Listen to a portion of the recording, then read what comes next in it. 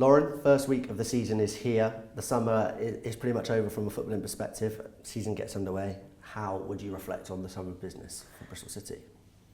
It's been a really positive one, I think. From the moment that we finished last season, we were already in the mind of what we needed for this season. Us as coaches, we're looking at players, and I think we moved really well. We've made some really good decisions on the recruitment and the players we've got in to allow us to grow as a team. So firstly, really pleased with how that's worked out and how we've managed to get to this point with the support of the club, and obviously the HBC being a huge pull for those players coming in so that they can see where they train and how we train. And I think that's been one of the best things, is actually we started pre-season with the squad that we're starting the season with, and we've had that big group from the start. So the last 7 weeks have been the full team together, which, as you know, we didn't have that last year. We only had a couple of players at the start. So very different in terms of last season's pre-season to this one, but it's been a very much enjoyable one. We've had a couple of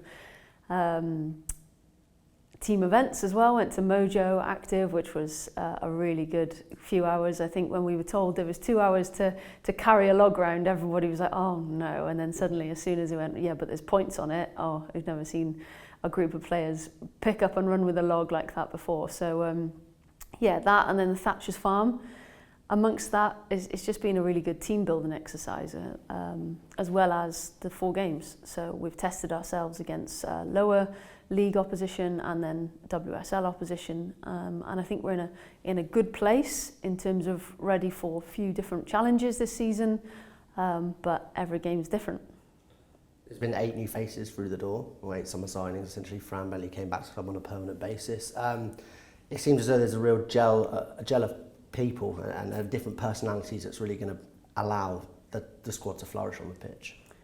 Yeah, and that's something that we wanted to keep from last year, and lots of people said about our team, and the teamwork, the group dynamic was something that they'd never been part of before. You know, players that left and moved on to different clubs really appreciated what this team was about, so at no point did I want to lose that.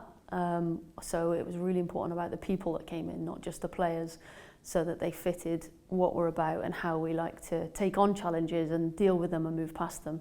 Because I think you spend a long time with this group and with each other. So if you can't find a dynamic that works, and I'm not saying everyone has to be friends all the time, but that you can move past things and you can speak about it and reflect and be really honest, then that's the most important thing. So I really believe we've kept that, and we've added more people of the same kind of ilk that will challenge us on the pitch and then keep that dynamic in a really, really positive direction. The players and the stuff that you've brought in, it also seems as though that a fair few of them knew each other as well before coming to the club, so that also helps with hitting the ground running, doesn't it?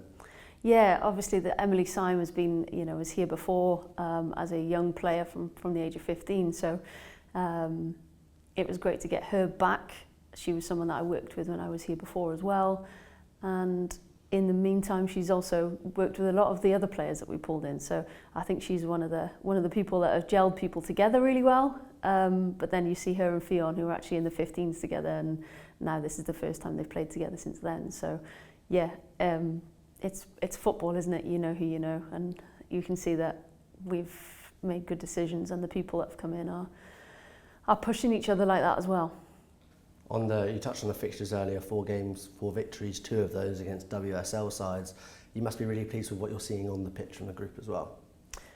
Yeah, they're gelling really well, and I think that's why we wanted to have the different challenges in pre-season. The 2 National League games allowed us to have a lot more of the ball, and then the WSL teams, we had to kind of put our strategy to test and see where we can win the ball and go from there, and it definitely gave us that challenge.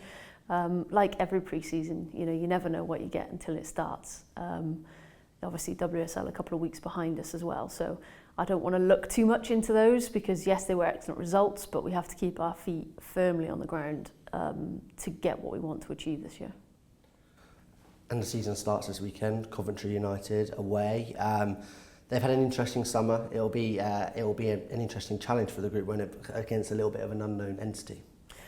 Yeah, and that's what's happened with Coventry over the last season, really. Every time we've come up against them, they've had some sort of event or bad luck or whatever it might be against them, and they've come out fighting. So yeah, I don't think they'll have lost that.